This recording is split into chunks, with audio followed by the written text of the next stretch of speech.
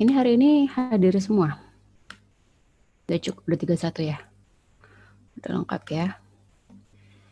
Oke, sebelum kita mulai, oh ya, sebelumnya saya minta maaf juga karena videonya si editor videonya juga lagi sakit, jadi kita nggak sempat bikin kejar tayang untuk yang materi hari ini belum selesai.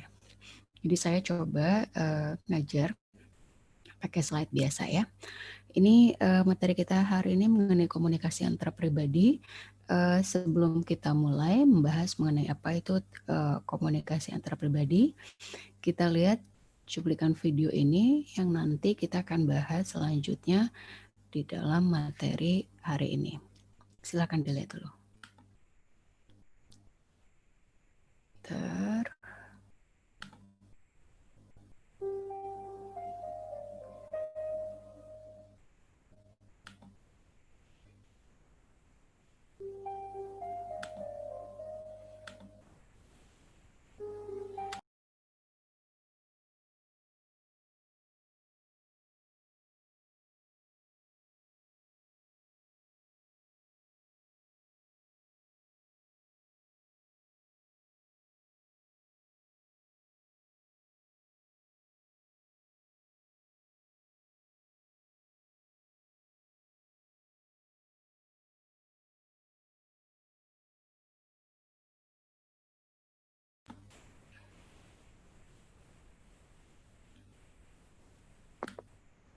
Ke pause ya. Sebentar.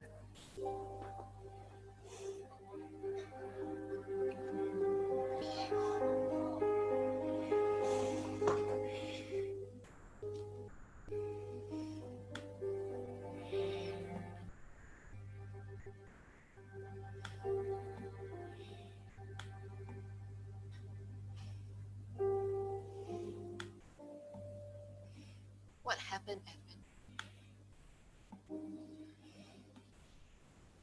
I'm really very tired.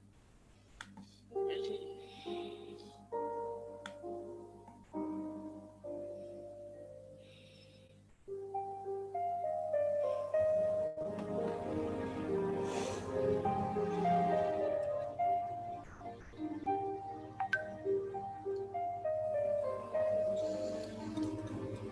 Thank you for dinner, Mrs. Strong.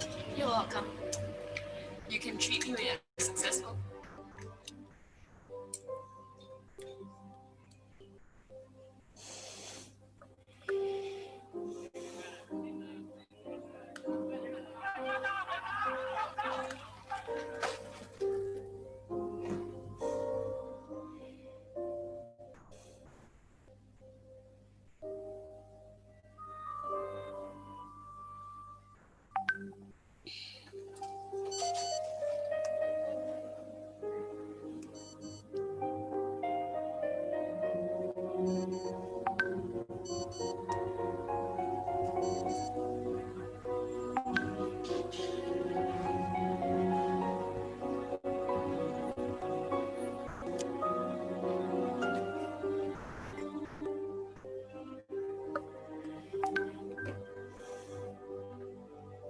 Mrs. Chong.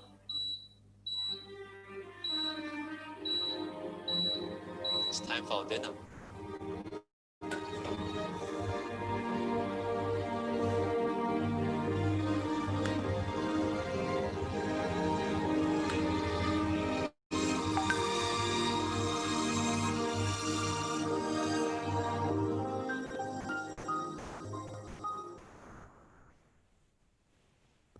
Nah, kita tadi udah lihat ya. Nanti kita akan kaitkan dengan materi kita hari ini dari isi video tadi ya. Kita bahas dulu mengenai pengertian dari interpersonal communication. Ada yang mau bantu baca?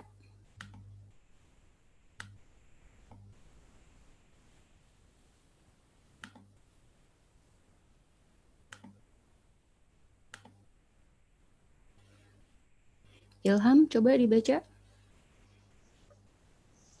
Menurut Joseph A. De Vito, dalam buku The Interpersonal Communication Book, De Vito 1989 1.24. Komunikasi antar pribadi adalah proses pengiriman dan penerimaan pesan antara dua individu atau antar individu dalam kelompok dengan beberapa efek dan umpan balik seketika atau segera. Oke, kalau yang Ilham bisa memahami dari sini apa?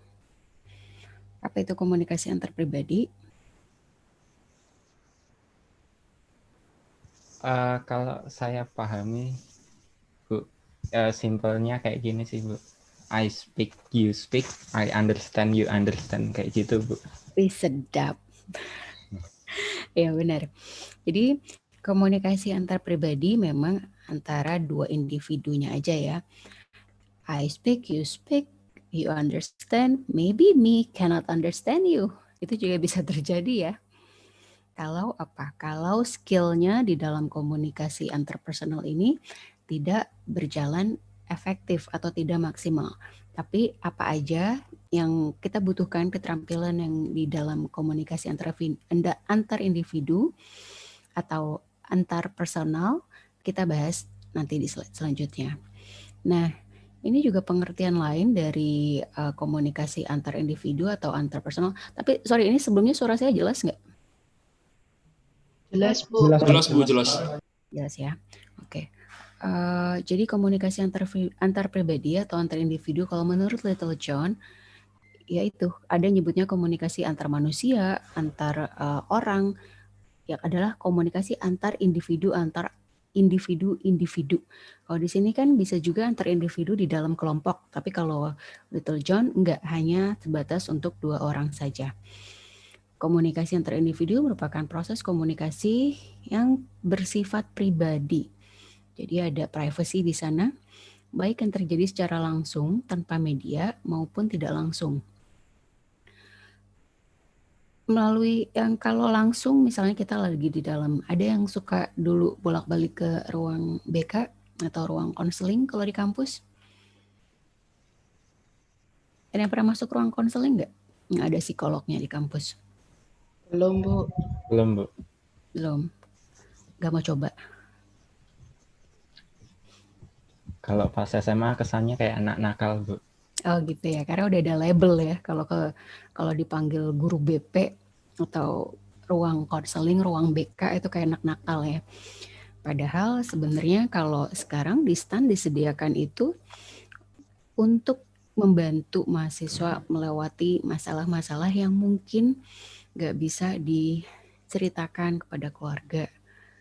Ini kok banyak yang gak nyalain video, boleh dinyalain semuanya videonya?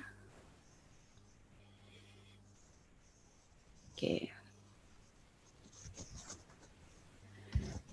Jadi komunikasi antara individu menurut Mulyana adalah komunikasi yang terjadi baik itu antara tadi kalau kayak tadi di video tadi antara guru dengan muridnya, antara teman sejawat atau teman kerja seperti pasangan, suami istri, atau yang lainnya ya, antar yang melibatkan dua individu. Komunikasi interpersonal memungkinkan setiap pesertanya, baik itu komunikatornya maupun komunikan, menangkap reaksi-reaksinya secara langsung, baik secara verbal maupun non-verbal. Ini kemarin kita udah bahas ya, komunikasi verbal dan non-verbal.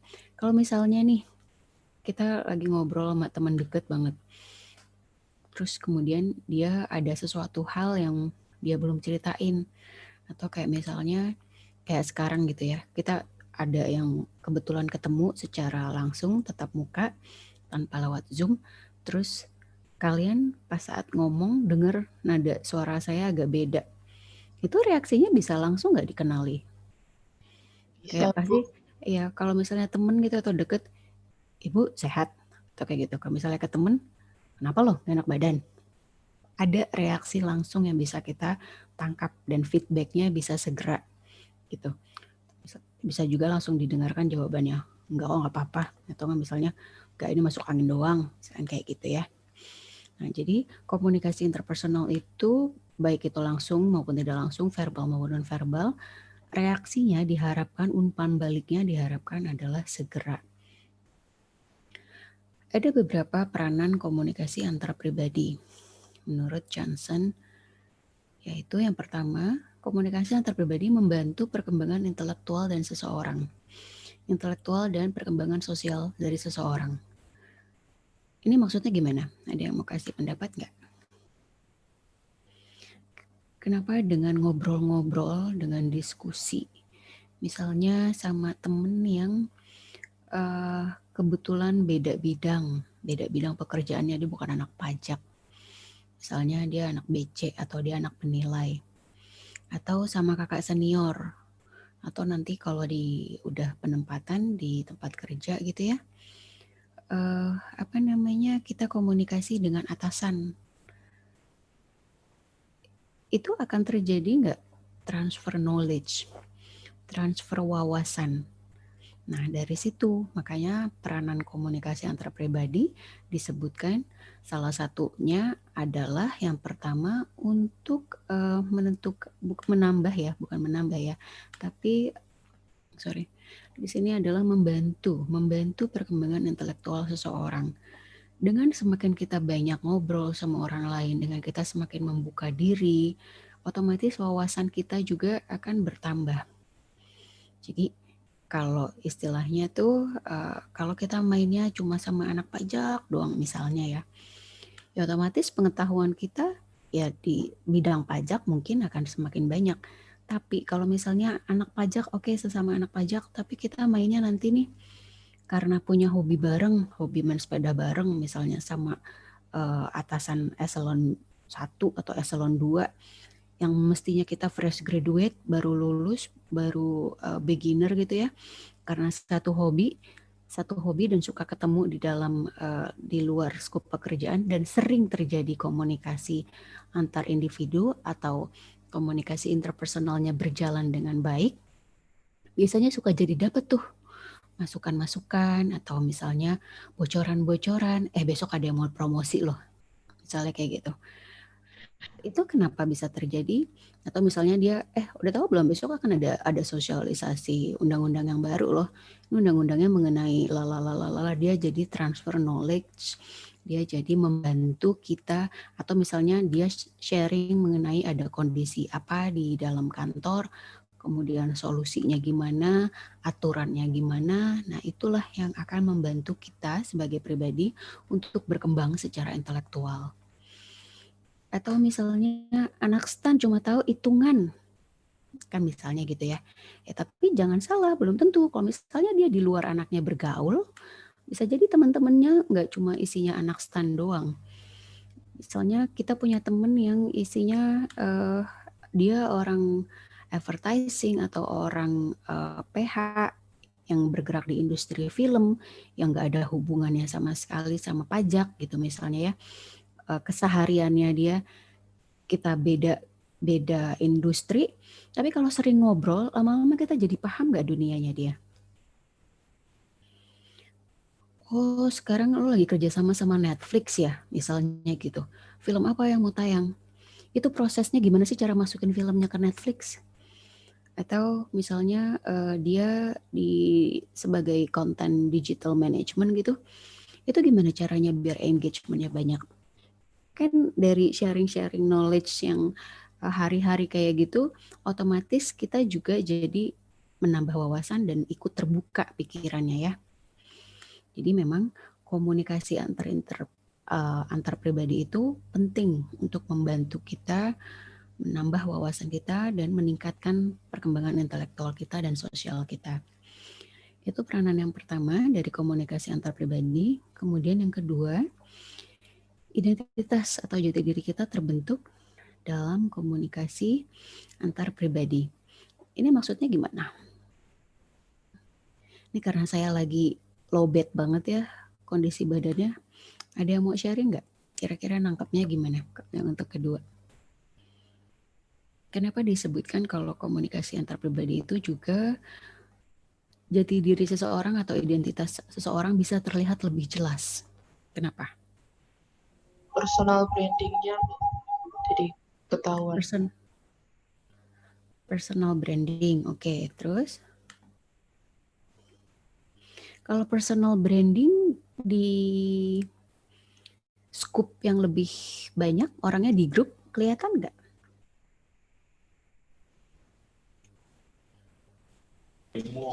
Bisa kelihatan Bu, cuman mungkin untuk orang-orang yang dominan doang di grup kayaknya bakal kelihatan personal brandingnya. Betul. Kalau di dalam grup itu betul orang-orang yang vokal, orang-orang yang dominan yang akan lebih menonjol. Tapi kelebihannya komunikasi antar pribadi adalah kita bisa menggali lebih jauh. Oh oke, mungkin personal brandingnya kalau dikaitkannya dengan personal branding ya. Personal brandingnya orang ini kan ini anaknya high level banget, hedonis banget nih anak. Kalau kelihatan dari kulitnya gitu ya, dari tampilan luarnya doang atau dari sekilas. Tapi saat begitu ngobrol, ada kesempatan ngobrol berdua, ternyata anaknya enggak kok, ternyata anaknya sopan banget, ternyata anaknya down to earth kalau sebenarnya dan helpful banget. Bisa jadi ternyata kitanya yang salah menangkap kesan yang dia tampilkan di dalam grup dan kesan yang ditampilkan di saat ada privacy, saat ada private zone, yaitu berbincang 4 mata atau cuma berdua gitu ya. Atau misalnya kayak kalian setelah meeting rutin gitu ya di kantor, terus setelah udah meeting grupnya, grup besarnya selesai, kemudian dipanggil ke dalam ruangan nama Pak Bos. Itu udah gimana yang ada di kepala kalian? Nanti kamu ke ruangan saya ya setelah meeting selesai.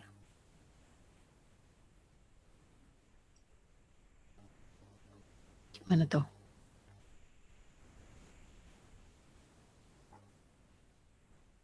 Dibuka dong mic-nya. Pasti kita mikirnya kayak ada masalah apa nih kita dipanggil ke ruang bos. Baik, Bu. Udah takut duluan ya persepsinya. Kalau misalnya memang kita belum pernah kenal, belum pernah ngomong berdua gitu, atau belum pernah punya kesempatan menggali karakternya si bos ini juga. Padahal begitu misalnya kita udah dipanggil nih, ya Pak, baik Pak, nanti saya ke ruangan Bapak. Tapi karena belum pernah dipanggil, belum pernah ngobrol sebelumnya, iya pasti udah, aduh gue salah apa nih? Gak taunya begitu dipanggil, kemarin misalnya dia tahu kita suka kopi gitu ya, mungkin dia orangnya yang tipikal perhatian, terus ngelihat kita beberapa kali bikin kopi di pantry walaupun belum teguran, ternyata pas dipanggil, saya kemarin dari Aceh bawa kopi nih, kamu mau nyobain nggak? Langsung beda nggak persepsi kita tentang si bos kita? Beda, Bu. Banget, Bu. Iya. Terus.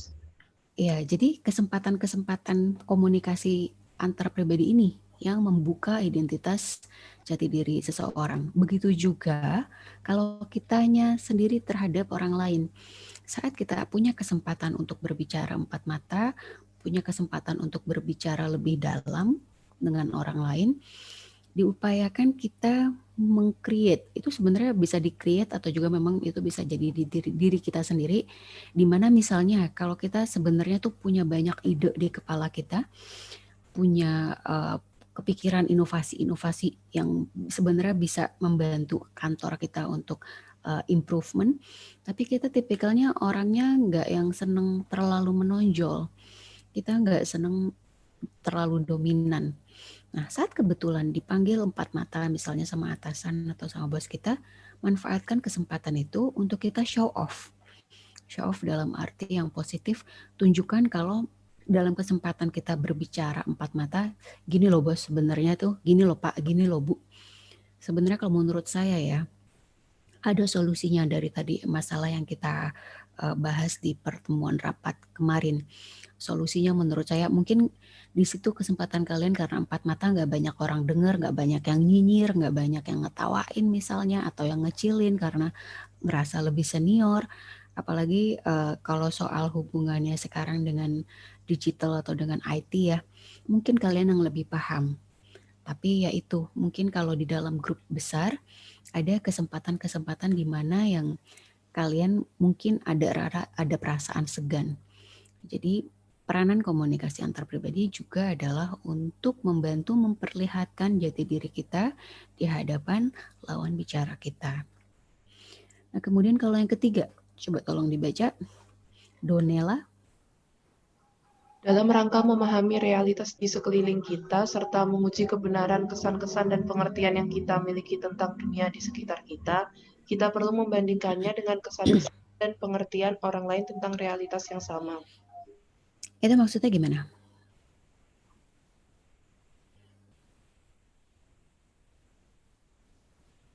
Ada yang punya pendapat? Poin nomor 3 itu maksudnya gimana? Jadi tahu point of view orang lain, Bu. Point of view orang lain. Atau biasanya juga kalau di poin ketiga ini adalah untuk konfirmasi. Misalnya nih kita dengar, katanya besok ada ini ya pemotongan gaji nih, berapa persen. Tapi kita baru dengar desas-desus aja. Atau dari teman-teman sekitar yang sebenarnya juga mungkin belum tahu persisnya gimana. Nah, dengan komunikasi interpersonal kita bisa konfirmasi langsung. Misalnya kita tanya langsung ke HRD atau ke bagian SDM. Atau mungkin misalnya memang temannya satu level, bener gak sih ini besok kita mau ada pemotongan pemotongan gaji gitu misalnya, atau pemotongan tunjangan. Nah, itu adalah untuk memvalidasi dan mengkonfirmasi. Atau misalnya mengenai mutasi, dengar-dengar si Ibu Rina besok mau dimutasi ya.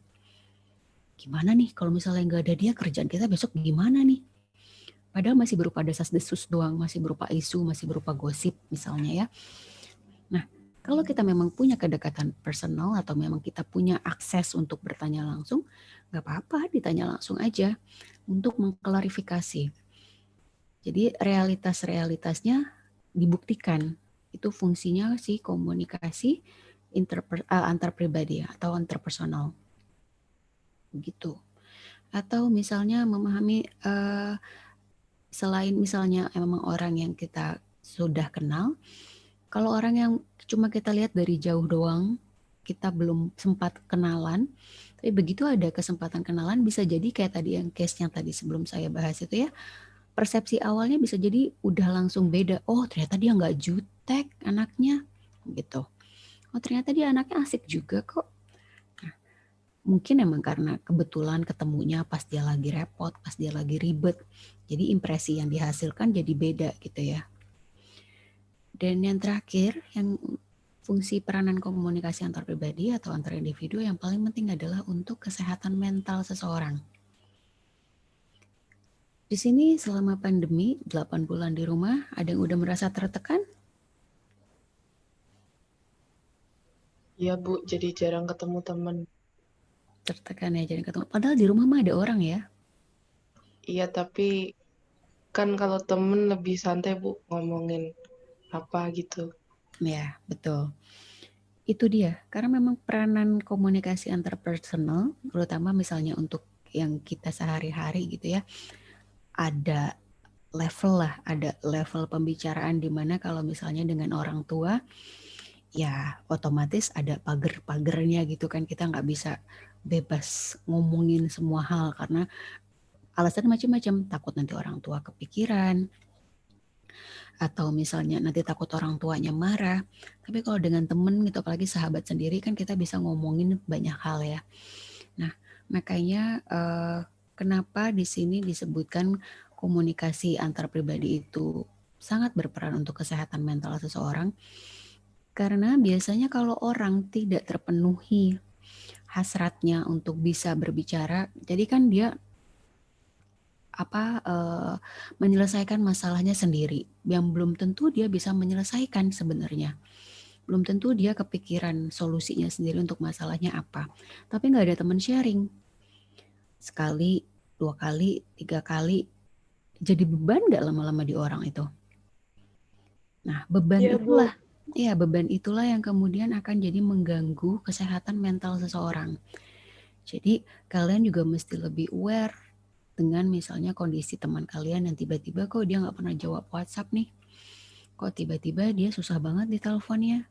Kalau tiba-tiba kok dia nggak pernah posting apa-apa lagi nih di sosial media.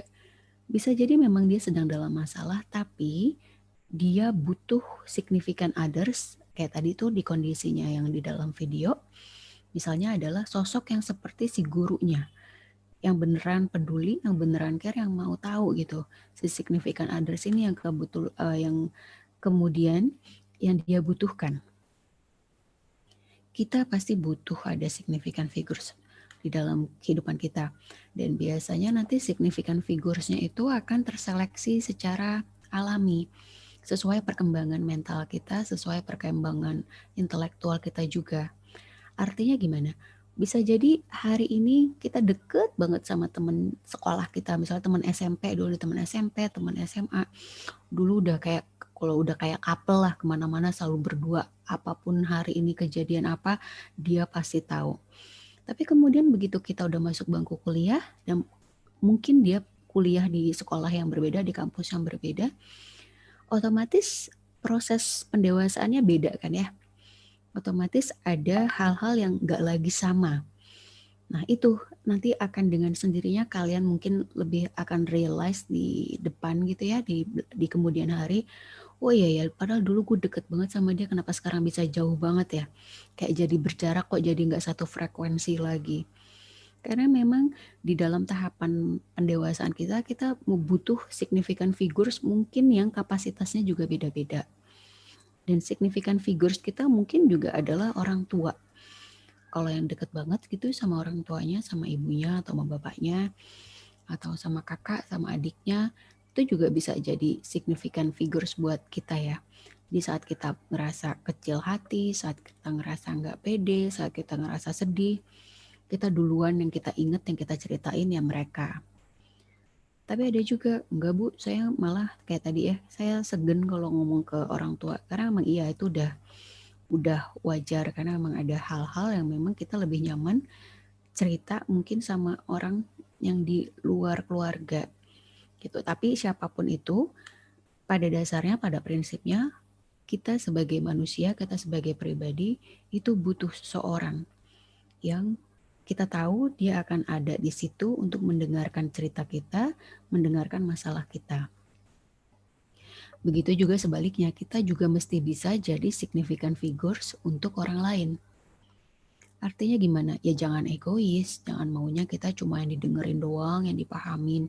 Tapi kalau misalnya ada orang lain cerita, kitanya pura-pura nggak denger atau pura-pura care, tapi padahal ujungnya nggak peduli juga. Nah, jadi harus take and give ya.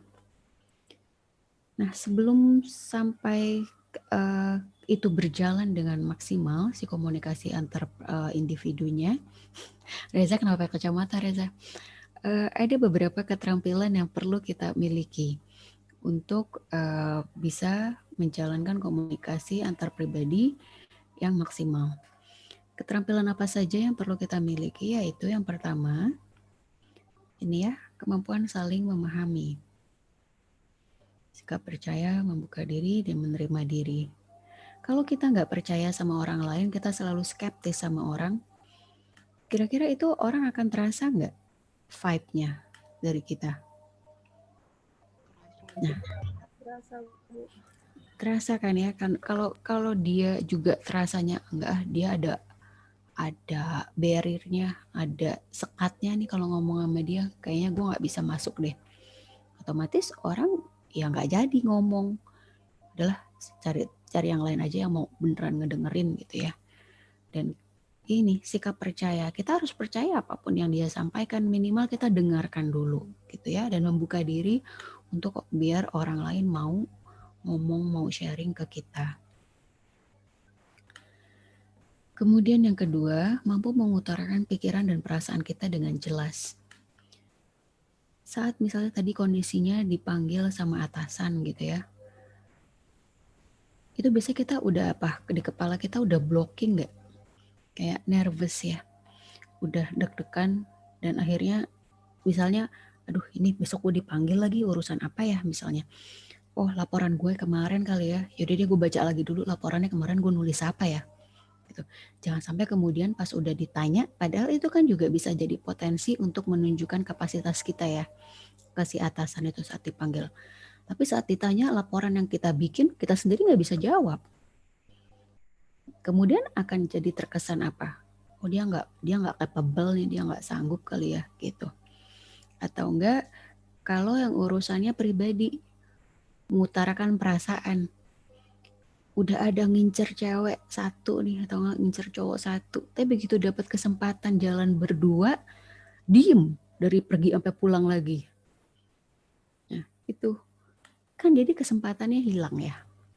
Jadi kita harus belajar mengutarakan perasaan, mengutarakan pikiran dengan jelas di dalam komunikasi antar individu.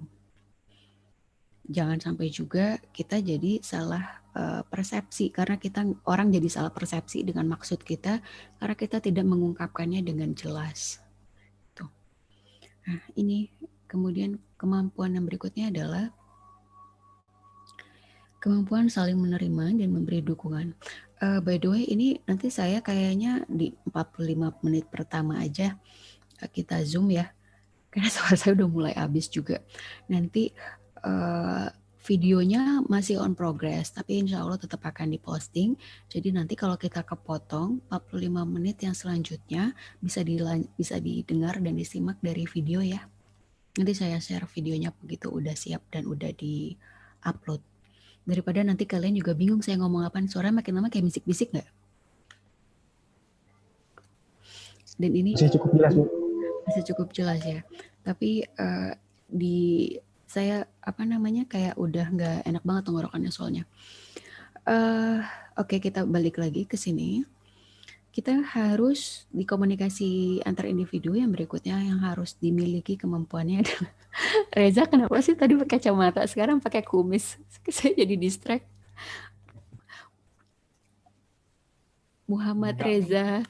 Iya, Muhammad Reza Ras apa tuh? Reza Rashid, Bu. Ya, Muhammad Reza. Pintar, Bu.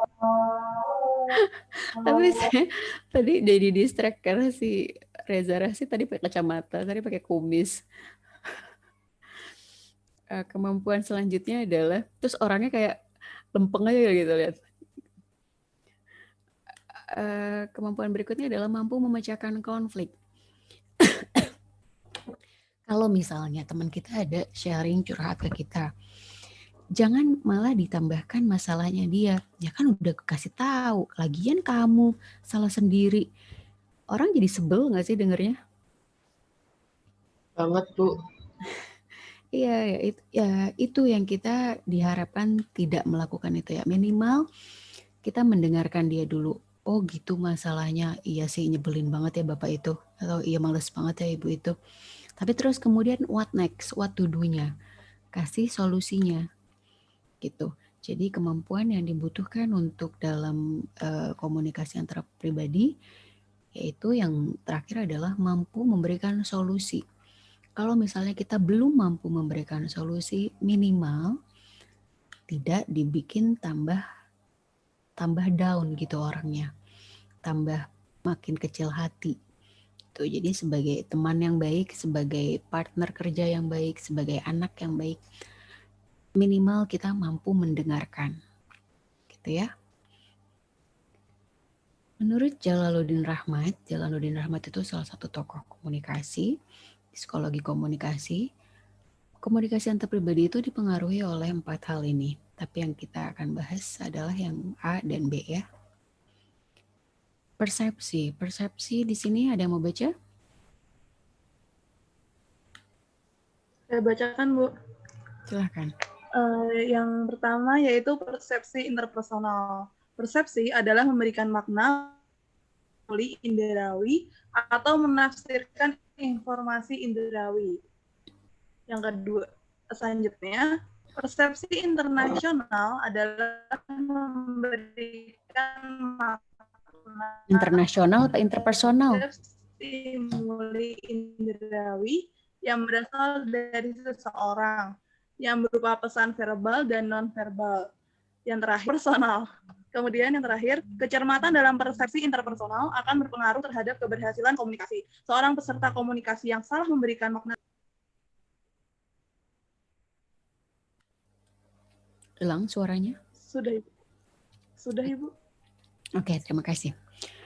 Nah, ini persepsi. Persepsi itu hal-hal yang ditangkap oleh panca indera kita. Misalnya saat kita baru kenalan sama orang gitu ya, Terus first impressionnya yang kita lihat mukanya kayak kusut, sebentar. Mukanya kayak kusut, misalnya keringetan. Terus dia masih pakai jaket, jaketnya juga bau aspalnya masih kecium kenceng gitu. Itu menimbulkan stimuli nggak ke kita?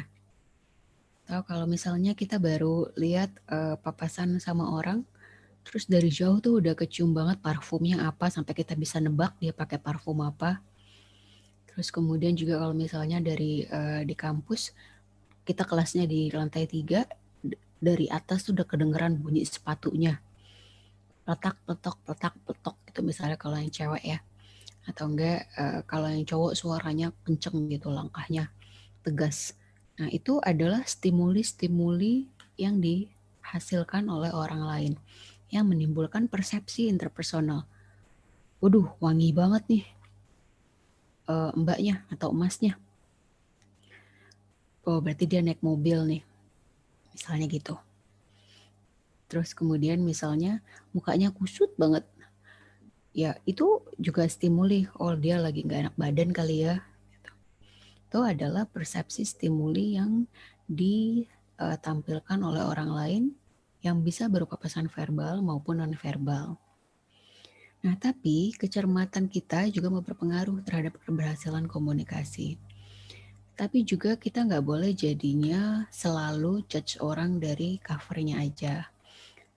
Misalnya kita anak baru, terus kita di satu lift sama ada bapak-bapak gitu. Kok tampilannya kok bapak-bapaknya juga bukan yang tipikal perlente gitu ya. Tapi terus kita ngeblocking jalannya dia, atau kita lihat dia mau gak bisa mencet tombol lift karena bawaannya banyak. Tapi karena tampilannya juga bukan yang kelihatan kayak bos atau yang biasa banget tampilannya, terus kita jadi songong. Kita nggak pakai senyum, kita nggak ngebantu dia untuk pencet lantai berapa. Itu kan sebenarnya karena ada stimuli yang kita tangkap. Orang dari mana sih? Ini paling nggak penting. Tapi kemudian ternyata besoknya dikenalin dia adalah bos besar kantor kita. Itu jadi awkward nggak? Jadi canggung kan? Dan mungkin kalau bapaknya itu tuh atau ibunya tipikal yang inget gitu ya. Ini anak yang kemarin nih yang songong. Itu belum apa-apa udah jadi blocking. Udah jadi impresi yang negatif gitu. Jadi kita juga harus cermat untuk menilai orang. Dan ingat, yang banyak direkam di kepala orang lain adalah dari paraverbal dan dari nonverbal kita. Gitu ya. Kemudian ini konsep diri. Konsep diri ini nanti yang akan jadi tugas kalian ya. Konsep diri ada mau baca? Saya, Bu. Ya, silakan. B. Konsep diri. Konsep diri adalah pandangan dan perasaan kita tentang diri kita. Konsep diri adalah pandangan kita mengenai siapa diri kita yang kita dapat dari informasi orang lain kepada kita. Konsep diri memainkan peran yang sangat besar dalam menentukan keberhasilan hidup seseorang, karena konsep diri dapat dianalogikan sebagai suatu operating system yang menjalankan suatu komputer. Konsep diri ini setelah terinstal akan masuk di pikiran bawah sadar dan mempunyai bobot pengaruh sebesar 88% terhadap level kesadaran seseorang dalam suatu saat. Oke, terima kasih. Kalian pernah dengar Law of Attraction? Atau pernah nonton atau baca filmnya The Secret? Nah, jadi intinya kalau Law of Attraction itu adalah apa yang kita pikirkan itu biasanya universe akan bekerja menjadikan itu kenyataan. Jadi misalnya kita berpikir kita adalah orang yang gak kompeten. Kita selalu berpikir kita adalah, atau malah sebaliknya, kita adalah orang yang hebat. Itu adalah yang kita tanamkan ke diri kita secara gak sadar, dan itu kemudian yang akan menjadi landasan kita untuk bertindak laku atau berattitude di kehidupan sehari-hari. Misalnya kayak gini, waktu kalian mungkin sebelum jadi anak stan gitu ya, gue pasti jadi anak stan. Konsep dirinya tuh udah dibayangin duluan gitu. Karena aku nilainya bagus dan aku juga pasti bisa ngelewatin tesnya. Aku pasti lulus jadi anak stan. Misalnya kayak gitu ya. Nah itu konsep diri yang terinstall, yang dipercaya oleh diri sendiri dan mungkin juga dibesarkan oleh misalnya significant figures-nya dari orang tuanya. Bisa kok, kamu pasti bisa gitu. Kamu pasti bisa lolos deh masuk stan. Nah, itu yang kemudian menjadi konsep diri atau label diri dari orang tersebut. Kalian ada nggak yang ngerasa kayak punya konsep dirinya? Berpikirnya kayak saya mah yang paling belakangan aja lah, kalau bisa yang paling nggak kelihatan. Orangnya sangat tidak percaya diri atau selalu berpikir nanti gue gagal, nanti salah, selalu takut salah duluan gitu. Saya dulu punya ada mahasiswa di 2 tahun lalu ya, pajak juga. Saat sharing tentang konsep diri dia bilang, Bu, nanti saya pasti penempatannya paling jauh deh. Nilai saya gitu, Bu. Udah, lalu tuh masih semester 3 apa kalau nggak salah ya. Paling saya penempatannya di Papua, Bu. Orang saya pasti nilainya yang paling jelek.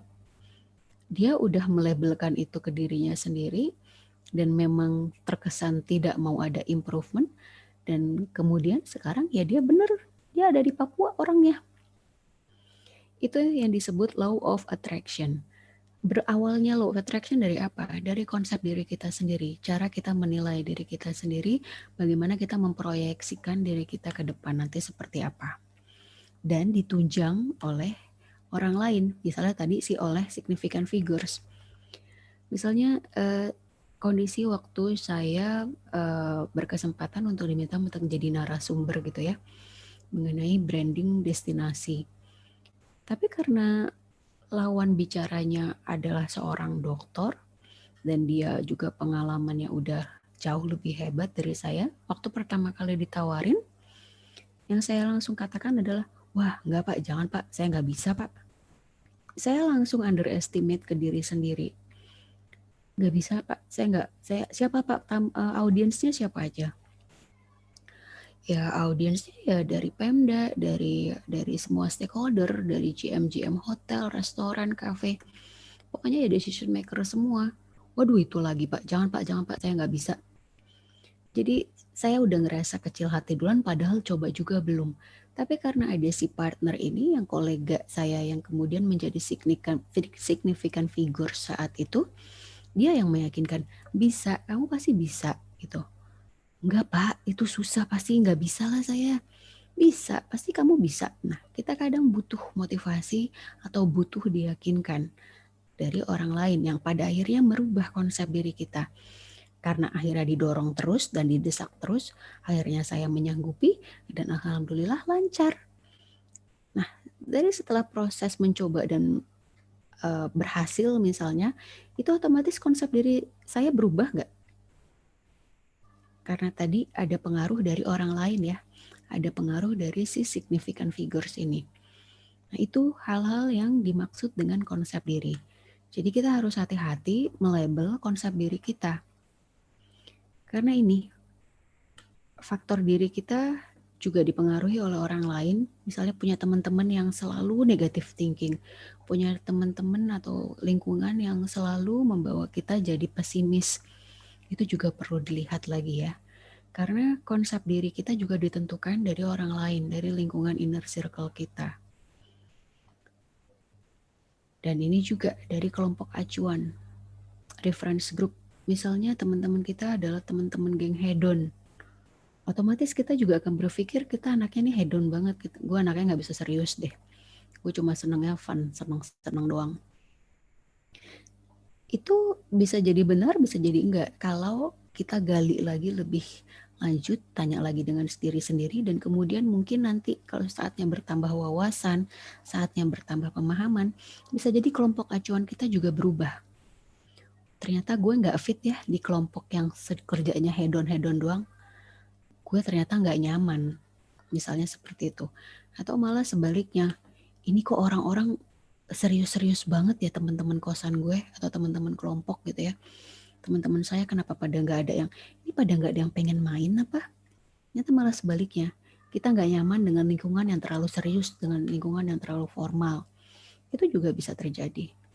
Jadi yang mempengaruhi konsep diri selain tadi ada orang lain atau significant figures, juga ada kelompok acuan atau reference group. Nah, ini yang harus kita upayakan supaya kita bisa punya konsep diri yang positif. Konsep diri positif itu gimana? Ya, poin-poinnya. Sebenarnya kalau di video saya udah bahas satu-satu. Jadi, tapi karena videonya belum bisa dilihat, nanti kalian lihat aja belakangan ya. Tapi intinya adalah konsep diri positif adalah orang-orang yang kita bisa merasakan kalau di dekat dia, kita tidak pernah merasa tertekan, kita tidak pernah merasa berkecil hati. Nah, itu adalah ciri orang dengan konsep diri positif. Orang yang juga bisa menerima pujian tanpa kemudian jadi tinggi hati atau jadi sombong. Dan juga kalau dikasih feedback atau dikasih masukan, dia bisa terima. Gak jadi marah, gak jadi defensif. Gitu. Sedangkan kalau konsep diri negatif, itu sebaliknya. Ya. Konsep diri negatif itu orang yang mungkin bisa kita lihat, kita bisa label sekarang dengan istilah toxic people. Ada nggak yang ngerasa yang lingkungannya atau sahabatnya lama-lama udah mulai kerasa annoying banget, jadi ngerasa ini anak toksik banget sih? Atau malah sebaliknya, jangan sampai orang melihat kita sebagai orang yang toksik, sebagai orang yang konsep dirinya negatif. Kalau lihat di media sosial, itu banyak orang-orang netizen yang bisa sampai hati gitu kalau kasih komen tuh kayak nggak dipikirin gitu perasaan orang lain. Itu biasanya merefleksikan dirinya sendiri, merefleksikan cara pandang dia terhadap dirinya sendiri. Yang kemudian karena dia nggak happy, dia nggak puas dengan kondisi dia jadi membalik itu ke orang lain. Dia menjadi membuat orang lain nggak nyaman dengan ucapan-ucapannya dia, dengan tindakan-tindakannya dia, yang sebenarnya berawal akarnya kenapa dia bisa sejahat itu ngomongnya, ini kok orang ngomong kayak nggak dipikirin dulu, nggak mikirin perasaan orang lain gitu ya. Itu biasanya karena dari dirinya sendiri dia sudah nggak happy, konsep dirinya dia sendiri dia negatif gitu. Nah, ini ada teori Johari window. Sini kita bisa lihat di mana ada open area, ada blind area, ada hidden area, dan ada unknown area. Ada area atau ruang dari diri kita sendiri yang orang lain tahu, kita juga tahu. Ada yang orang lain tahu, kitanya nggak tahu. Kayak misalnya tadi si significant figures di dalam video, si gurunya yakin dan dia bisa melihat potensinya si, siapa tadi namanya? Edwin ya. Tapi si Edwinnya belum bisa lihat potensinya dia. Nah, itu adalah area yang dimaksud kita tidak tahu tapi orang lain tahu. Atau sebaliknya, cuma kita yang tahu, orang lain nggak tahu. Atau malah dua-duanya, baik kita ataupun orang lain nggak tahu. Itu biasanya apa? Itu berhubungan dengan faith atau dengan komunikasi kita dengan Tuhan, keyakinan kita tentang suratan kehidupan kita pada Tuhan. Ini biasanya ada di sini, komunikasi transendental. Ya, jadi kalau orang yang window area opennya lebih banyak, itu biasanya dia termasuk orang yang extrovert atau terbuka. Dia senang sharing sama orang dan orang juga nggak perlu nebak-nebak tentang opininya dia, pendapatnya dia, karena orangnya vokal. Orangnya berani mengutarakan pendapatnya, berani mengutarakan opininya. Tapi ada juga orang yang sebaliknya.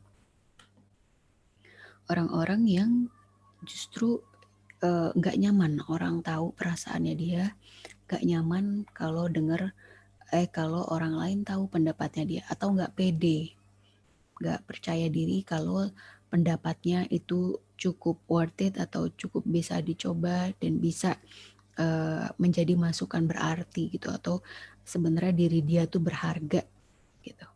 Nah, itu orang-orang dengan kondisi yang introvert kadangkala punya pemikiran seperti itu ya. Nah, mungkin kalau misalnya kalian punya teman yang introvert atau kalian yang introvert butuh si significant figures tadi. Butuh teman untuk meyakinkan bisa kok, udah coba aja dulu gitu. Bisa kok, pasti bisa. Atau nggak apa-apa kok, bagus kok tadi udah presentasinya, tapi kitanya padahal masih nggak pede, masih nggak yakin dengan hasilnya dan seterusnya. Nah, tugas kalian untuk di minggu depan, kalian tuliskan konsep diri kalian masing-masing, minimal 2 halaman. Karena ini kita online kuliahnya, biasanya saya lebih senang bacanya tulisan tangan. Karena dari tulisan tangan itu jadi bisa kelihatan juga kan ya karakter orang. Saya tuh ingat dulu punya mahasiswa yang tulisannya kecil-kecil banget, tapi rapih banget. Itu kira-kira kesan apa yang bisa saya tangkap? Rajin, Bu. Rajin. Terus? Hemat, Bu. Hemat. Terus?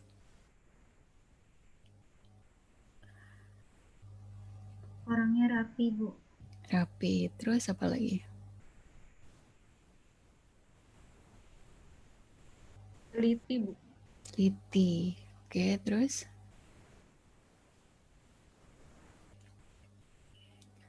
Kalau saya begitu saya baca, belum dibaca, begitu lihat tulisannya, yang langsung tersirat di kepala saya, anak ini pasti tertutup. Anak ini pasti nggak pede, nggak percaya diri gitu. Ini tulisannya kecil-kecil banget. Nah, terus begitu dibaca, ya benar isinya gitu.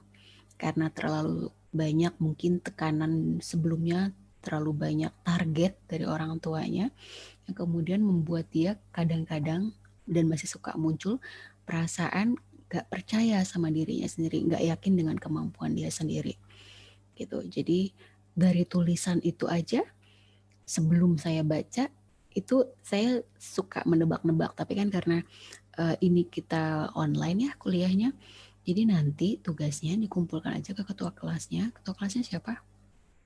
Haris, Bu.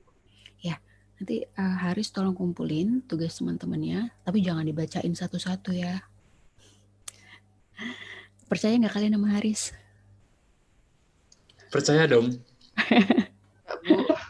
Enggak, Bu. Agak percaya ya. Ke PC-nya aja, Bu. Jangan ke Haris, Bu. Ke Kemana? Atik. Ke Atik. Oh, boleh. Setuju, Bu. Mau ke Atik aja. Haris nggak meyakinkan, Bu. aja, Bu. Tidak meyakinkan, Bu. Tapi dijadiin ketua kelas, Bu. Karena cuma dia yang mau, Bu. Nggak kok Haris, saya nggak ngejudge, kan kita belum pernah ngobrol berdua ya, jadi saya nggak boleh ngejudge. Oke, kalau gitu dikumpulkan ke Atik ya. Nanti kalian ketik tugasnya untuk minggu depan, ketik konsep diri kalian. Konsep diri kalian misalnya kemarin sebelum kalian menjadi mahasiswa, atau kemarin sebelum pandemi, dan sekarang saat ini seperti apa, dan kemudian hari kalian memproyeksikan diri kalian seperti apa, konsep diri kalian seperti apa. Atau misalnya kalian mau cerita, konsep diri saya berubah drastis setelah ada seseorang yang meyakinkan saya dan saya bisa sampai ada di sini, dan seterusnya. Terserah. Narasinya terserah, senyamannya kalian. Itu ya. Sampai sini ada pertanyaan nggak?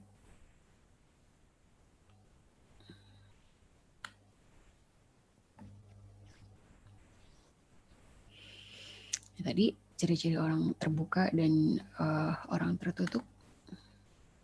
Ada pertanyaan sampai sini?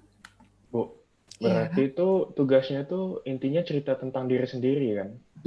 Betul, jangan ceritain orang lain. Jadi gibah. Siap, Bu. Nggak apa-apa, kecuali orang lainnya memang ada kaitannya dengan proses perkembangan pribadi kalian. Atau kalian merasa itu adalah si significant figures-nya kalian gitu. Ada pertanyaan lain? Bu, saya mau tanya. Mm-mm. Kalau saya pernah baca kan ada orang yang pleaser atau nggak enakan. Nah, itu kan kalau menurut saya pribadi itu kurang baik ya Bu. Kira-kira bagaimana cara kita menanggulangi pleaser itu, tapi di sisi lain jangan sampai kita jadi acuh kepada sekitar. Jadi apa? Tidak jadi saking kebalikannya dari nggak enakan jadi acuh sama sekitar. Oh, ya. Oke. Banyak banget kalau karakter pleaser itu dominan penduduknya adalah, ini bukan karena rasis ya, tapi memang karena karakter. Ada nanti namanya komunikasi antara budaya. Memang apalagi orang-orang yang berasalnya dari karakter budaya Jawa gitu ya, yang memang banyak unggah-ungguhnya, yang memang banyak nggak enaknya. Terus kalau ngomong tuh mesti muter gitu. Karena saking nggak enakan sama orang lain gitu ya, takut melukai perasaan orang. Nah, cuma kalau misalnya konteksnya tergantung konteks. Kalau konteksnya profesional, ya kita tetap harus objektif. Kita tetap harus, walaupun misalnya kita tahu ini pasti nggak enak banget dengan yang bersangkutan, misalnya kita memang harus menegur gitu ya, atau kita mesti bilang enggak karena misalnya dia melimpahkan tanggung jawab misalnya, atau kebanyakan nitip absen misalnya. Nah, ya bilang enggak, kita harus berani objektif. Dan tapi gimana caranya biar kita juga jadi terkesan jangan terlalu acuh, tetap pakai etika. Sorry banget nih, maaf banget, aku kayaknya nggak bisa deh bantuin kamu untuk yang ini. Tuh, lihat tugasku juga masih banyak banget gitu. Jadi jangan gampang atau jangan selalu bilang iya untuk apapun, karena itu juga nanti bisa menjadi bumerang untuk diri kita. Kita jadi kayak orang gak punya sikap ya. Kita jadi gampang dimanfaatkan orang lain. Jadi kita harus berani bilang enggak, tapi juga tetap dengan ada attitude, atau ada dengan etika menyampaikannya supaya orang lain gak terlalu tersinggung gitu. Cukup menjawab, Reza? Cukup Bu, terima kasih Bu. Sama-sama. Ada pertanyaan lain? Mau tanya Bu, yang di slide terakhir yang 4 kuadran tentang kepribadian tadi yang bisa kita tahu, orang lain tahu, kan itu ada yang untuk orang ekstrovert, bagian yang pertama yang kita ketahui sama orang lain ketahui itu yang paling luas.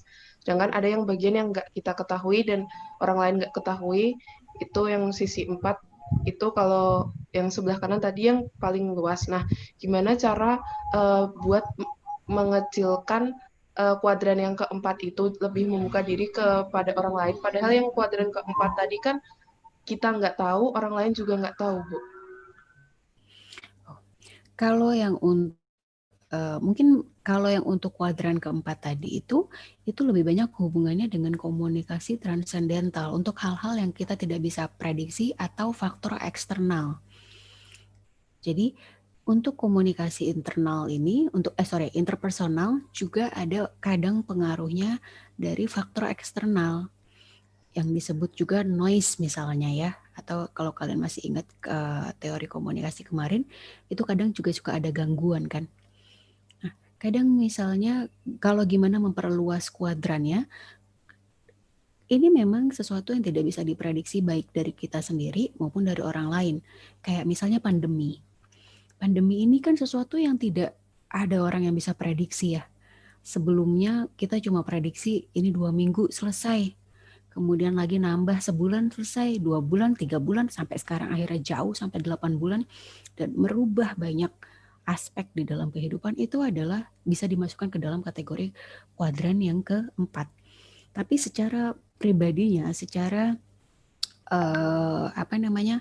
personal, secara individu, mungkin dengan efek pandemi ini kita di rumah jadi lebih tahu karakter masing-masing. Oh, si ayah tuh kerjaannya hari-hari gini ya. Oh, si mama tuh kerjaannya hari-hari gini ya. Atau juga mungkin orang tua kalian juga seneng lihat kalian, oh si kakak tuh kuliahnya susah ya, serius ya ternyata ya.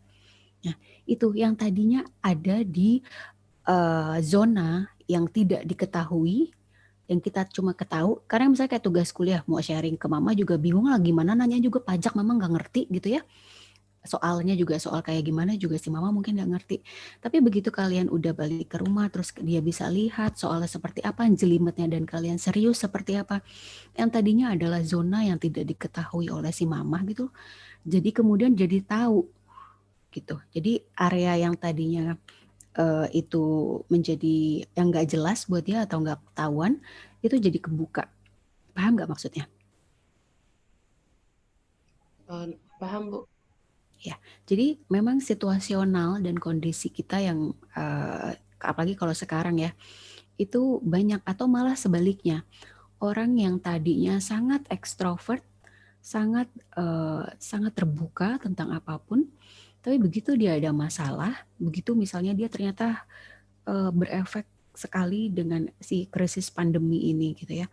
Dengan efek dari pandemi ini, ternyata misalnya orang tuanya jadi kehilangan pekerjaan, atau misalnya ternyata dianya sendiri sakit, jangan sampai ada yang sakit ya, dia terkena gitu COVID.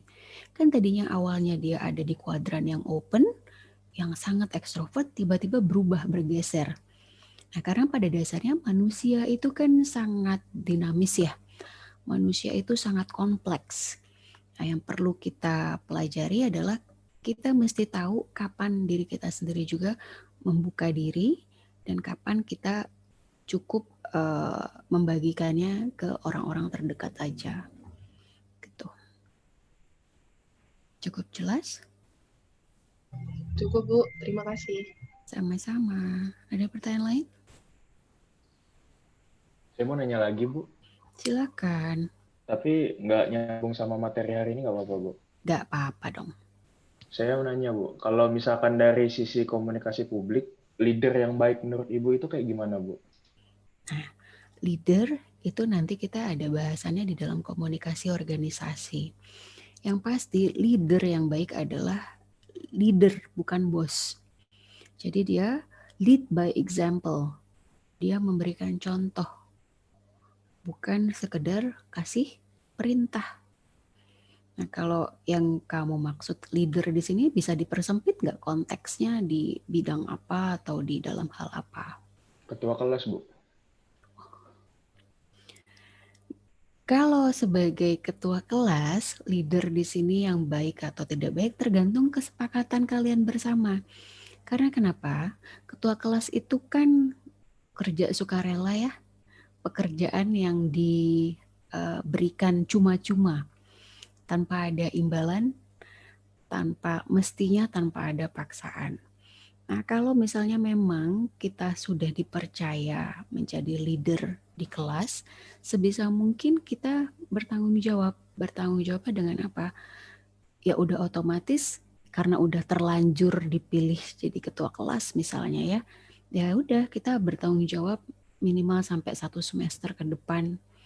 Sampai mudah-mudahan nanti diganti lagi ketua kelasnya, atau memang kalau kita nggak nyaman, dia just say it.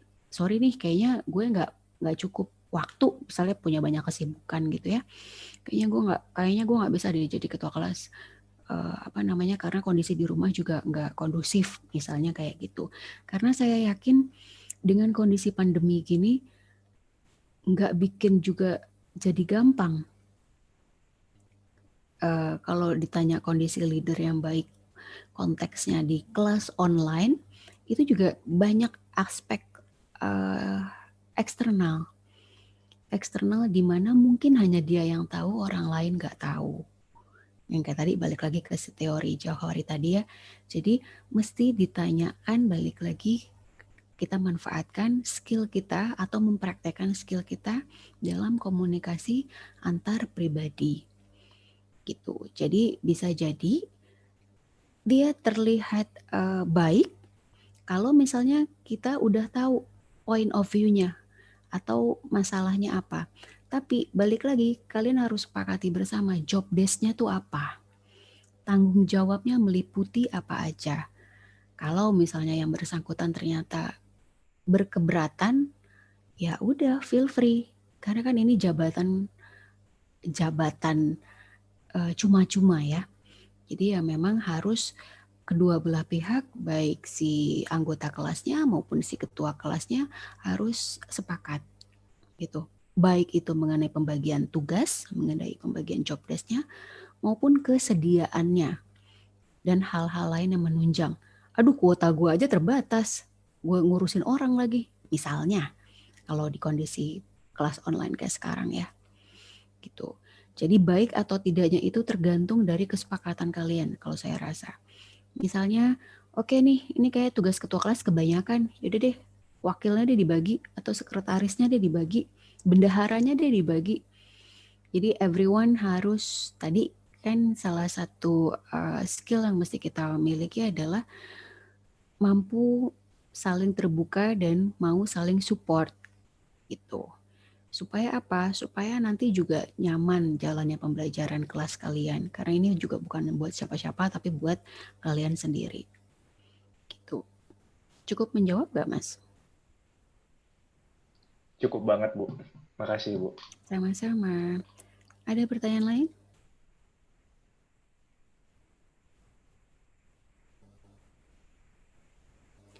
Oke, kalau nggak ada, kita tuh sebenarnya kuliahnya jam berapa sih? 15 berapa?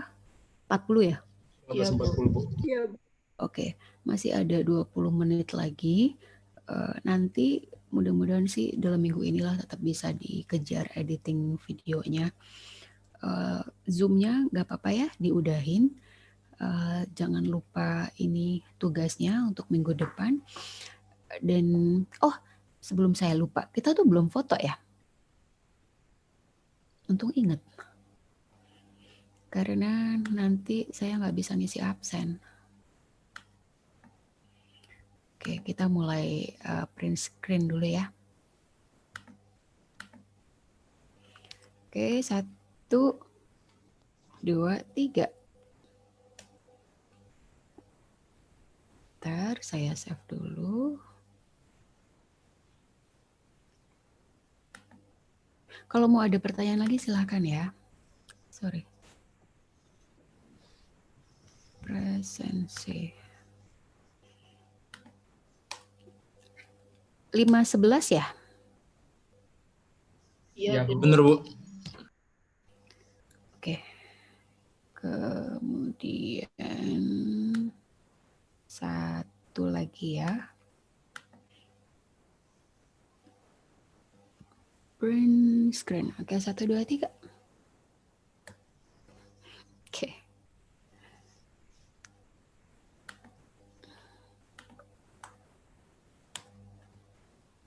Oke. Kalau nggak ada pertanyaan lagi, saya izin leave sebelum waktunya selesai.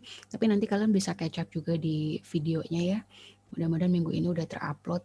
Nanti saya info ke Atik kalau udah di-share. Dan berarti tugasnya minggu depan dikumpulkan ke Atik ya. Ada pertanyaan?